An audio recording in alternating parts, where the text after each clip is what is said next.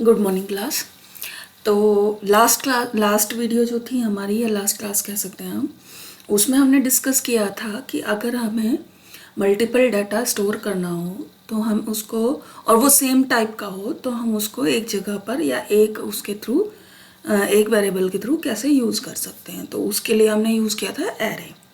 लेकिन अगर आपके पास बहुत सारा डाटा है किसी भी चीज़ से रिलेटेड, और वो आपको एक ही नाम से सेव करना है, लेकिन वो अलग अलग तरीका है। जैसे जनरली अगर मैं बात करूँ, मान लीजिए आपको किसी पर्सन की इंफॉर्मेशन सेव करनी है, और वो पर्सन के नाम से सेव करनी है या पर्सन की आईडी से सेव करनी है, ठीक है। तो उसमें क्या होता है कि अलग अलग इन्फॉर्मेशन, जैसे पर्सन का नेम जो होगा वो स्ट्रिंग होगी, करेक्टर स्ट्रिंग होगी, ठीक है। और जो पर्सन की एज होगी वो नंबर में होगी, ठीक है। और भी काफ़ी सारी चीज़ें हैं जो आप इसमें स्टोर कर सकते हैं, ठीक है। अब मुझे ऐसे अगर डाटा स्टोर करना है जिसमें डाटा का टाइप अलग अलग है, लेकिन नाम से मुझे एक से ही स्टोर करना है, ठीक है।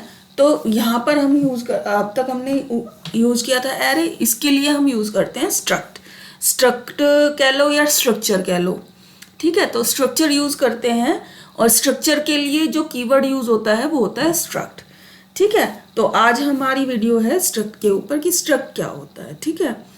तो या स्ट्रक्चर्स क्या होते हैं। तो आप प्रोग्राम स्टार्ट करते हैं, वही बात करते हैं जो हमने बात की थी अभी, कि हमें अगर एक पर्सन का डाटा स्टोर करना है, मान लीजिए हमें ये डाटा स्टोर करना है कि उसका फर्स्ट नेम क्या है, लास्ट नेम क्या है, एज क्या है और सैलरी क्या है, ठीक है। मान लीजिए हम किसी एम्प्लॉय की बात कर रहे हैं। यहाँ आप एक और इंटीजर ले सकते हैं। क्या ले सकते हैं आप? यहाँ पर एक इंटीजर ले सकते हैं, EID भी ले सकते हैं आप। EID मीन्स एम्प्लॉय आईडी, आप उसकी एम्प्लॉय आईडी भी ले सकते हैं।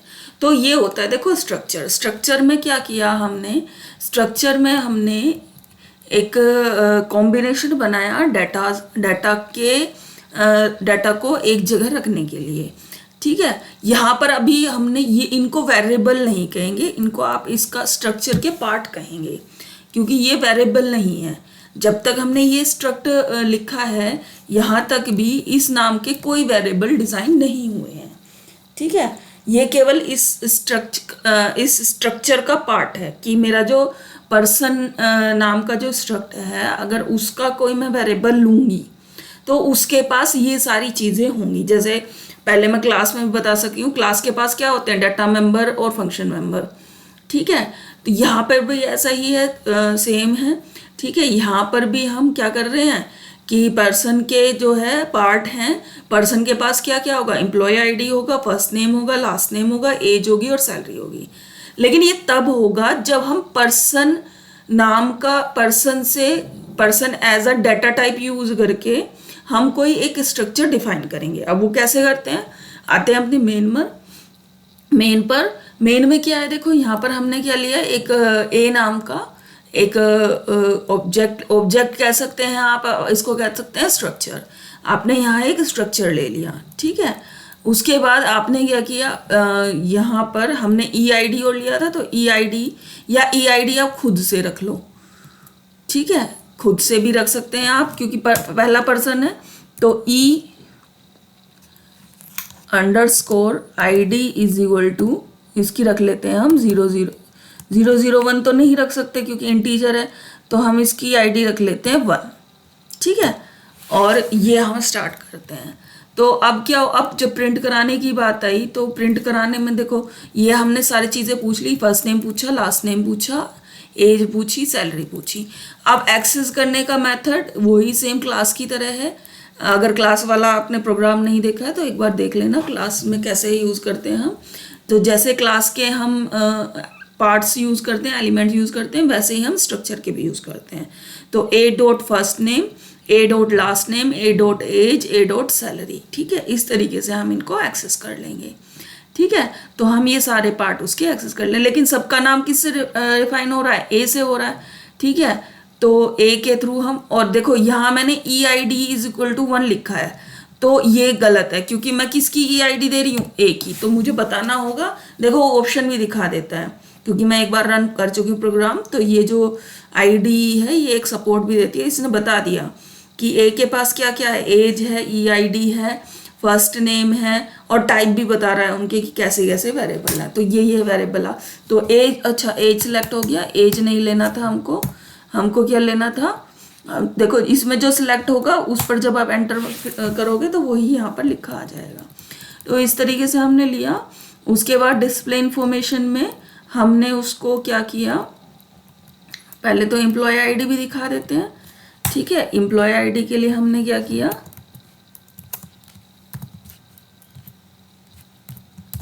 एक लाइन और ऐड कर ली जिसमें हमने क्या दिखा दी, लिख दिया उसका एम्प्लॉय आईडी। ठीक है, हम उसकी एम्प्लॉय आईडी भी बता देते हैं। ठीक है, ए डॉट देखो डॉट प्रेस करते ही आपका ऑप्शन आ जाते हैं ईआईडी। ठीक है, तो अब यहाँ पर हमने प्रिंट करा दिया। अब हमें किसी का डाटा अगर एक्सेस करना है और वो अलग अलग टाइप का है और मुझे एक ही वेरिएबल, अब मैं इस टाइप के अब ये एक तरह से जो हमारा पर्सन है ये एक डाटा टाइप बन गया। जैसे हमारे पास ऑलरेडी डाटा टाइप है इंट, स्ट्रिंग ये वगैरह, तो ऐसे ही पर्सन जो है ये एक डाटा टाइप बन गया। ये डाटा टाइप किसने बनाई है, ये यूजर डिफाइंड डाटा टाइप है। जब मैंने आपको डाटा टाइप बताया था तो उसमें बताया था कि स्ट्रक्ट नाम की एक डाटा टाइप, स्ट्रक्ट के थ्रू आप यूजर डिफाइंड डाटा टाइप बना सकते हैं। तो हमने ये डाटा टाइप बनाई है। अब इस प्रोग्राम को रन करके देखते हैं।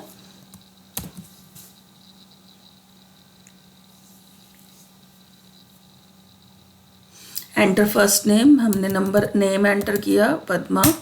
उसके बाद सेकंड नेम, आप मिडिल नेम भी रख सकते हैं अगर आपका मिडिल नेम वाला ऑप्शन भी है, तो इसमें फर्स्ट नेम, मिडिल नेम और लास्ट नेम भी रख सकते हैं। एज मैंने एंटर की, एज मैंने एंटर कर दी 30। एंटर सैलरी में मैंने कुछ सैलरी डाल दी। ठीक है, उसके बाद मैंने जैसे ही एंटर प्रेस किया तो उसने इसको जो आपने डाटा डाला था देखो सैलरी जो है फ्लोट में आई है आपकी, ऑटोमेटिक कन्वर्ट हो गई सेव होने के बाद। ठीक है, क्योंकि सैलरी जो है वेरिएबल आपने फ्लोट लिया था। ठीक है, तो इस तरीके से आप अपना डाटा जो है सेव कर सकते हैं। अगर आपका डाटा जो है मल्टीपल टाइप का है तो आप इस तरीके से उसको सेव कर सकते हैं सिंगल वेरिएबल के अंदर।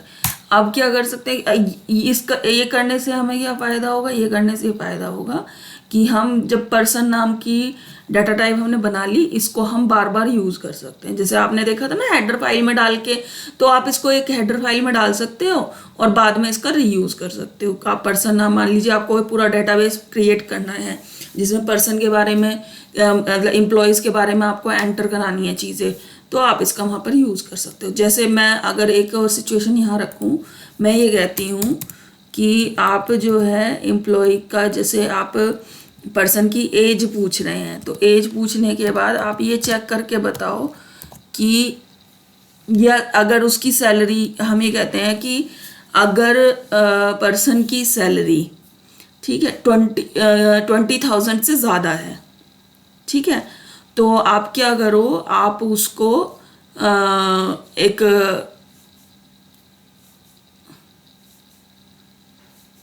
स्पेशल मैसेज थ्रो करो कि you are special for this organization, you are तभी, मतलब 20,000 से ज़्यादा अगर आप सैलरी मिल रही है किसी को तो ऑब्वियसली वो ज़्यादा अच्छा पर्सन होगा। तो सैलरी को हमने कंपेयर कर लिया, तो कंपेयर करने के ए डॉट सैलरी अगर ग्रेटर देन है, ठीक है, पर ये एक डिस्क्रिमिनेशन टाइप हो जाएगा, इसको नहीं डालते। तो हम क्या डाल लेते हैं, हम डाल लेते हैं एज को। हम कहते हैं कि अगर पर्सन की एज जो है वो ज़्यादा है किससे, 40 से, ठीक है, तो उसको हम क्या कर दें, हम कह देते हैं कि ए डॉट उसकी सैलरी में, सैलरी इज इक्वल टू या प्लस वाला सिस्टम अपना लेते हैं, इज इक्वल टू, उसको एक बोनस देते हैं। अगर उसकी 40 से ज़्यादा एज है, ठीक है, तो हम उसको एक बोनस दे देते हैं 20,000 का, ठीक है। और उसके बाद एक मैसेज, इसी में एक मैसेज प्रिंट करा देते हैं, see out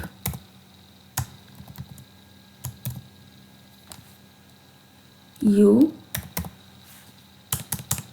hurray, you get a bonus of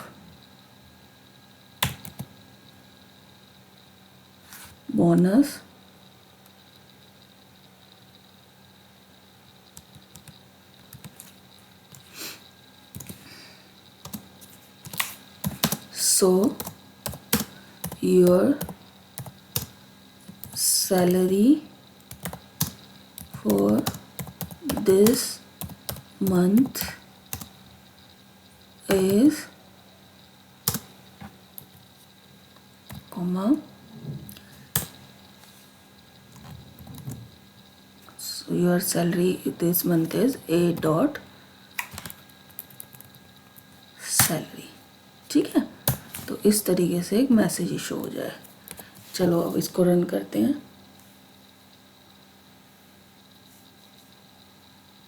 ठीक है, नाम हमने डाला,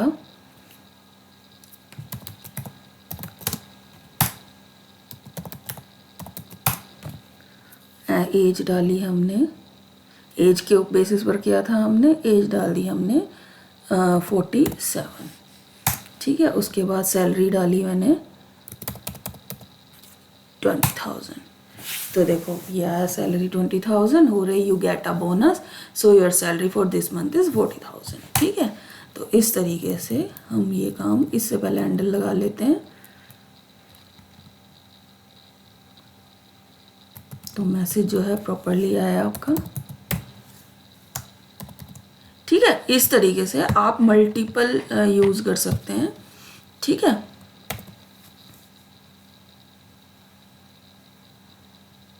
यहाँ मैंने लिखा शर्मा, तो एज डाली मैंने 82 तो चलो कोई नहीं डाल दी, अब तो 30,000 एंटर, ठीक है। Hurray you get a bonus, तो सैलरी हो गई 50,000, ठीक है। तो इस तरीके से हम ये तो मैंने एक सिंपल आपको एग्जांपल दिया कि इस तरीके से बाद में हम उस डेटा को एक्सेस करके उसके साथ कुछ भी कर सकते हैं, ठीक है। तो आप इस प्रोग्राम को नोट डाउन कर लो। नोट डाउन करने के बाद आपको अब क्या करना है, अब आपका होमवर्क आज का ये है कि आपको एक तो ये तो हमने एम्प्लॉय के लिए बनाई, आपका होमवर्क ये है कि आपको एक स्ट्रक्चर बनाना है स्टूडेंट के लिए, ठीक है। जिसमें आप क्या करोगे, स्टूडेंट का रोल नंबर पूछोगे, नेम पूछोगे, और उसका क्या एज पूछोगे, ठीक है, उसकी क्लास पूछोगे और उसके सब्जेक्ट पूछोगे, ठीक है, और उन सबको फिर प्रिंट कराओगे, ठीक है। तो ये आपका आज का होमवर्क है, ठीक है। और एक चीज़ ये भी याद रखना कि स्ट्रक्चर के अंदर आप वेरिएबल ले रहे हो, स्ट्रक्चर आपने बनाया, यूज़र डिफाइन है। एरे जो है यूज़र डिफाइन, एरे आप स्ट्रक्चर के पार्ट में, यानी कि मैं इसका एक पार्ट भी एक एरे ले सकती हूँ, ऐसा नहीं है कि इसके पार्ट में मैं कोई एरे नहीं ले सकती।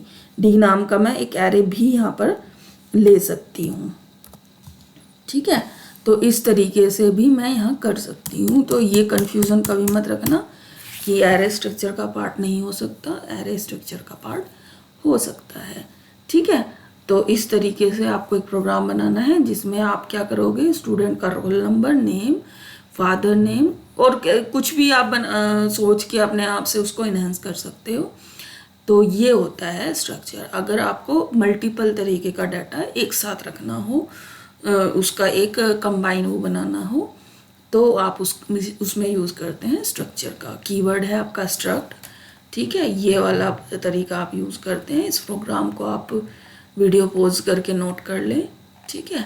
और अगर आपको इसमें कुछ समझ में नहीं आया हो तो आप इसको पूछ सकते हैं। कोई भी चीज़ आप नहीं समझ में आई हो तो आप मुझे पूछ सकते हैं। अगर आपको सब चीज़ समझ में आ गई है तो अच्छी बात है, ठीक है। और तो आप इस वीडियो को लाइक करें अगर आपको सब कुछ समझ में आ गया है। कुछ समझ में नहीं आया है तो पूछने के लिए आप कमेंट कर सकते हैं, ठीक है। तो आज की वीडियो यहीं कंप्लीट करते हैं।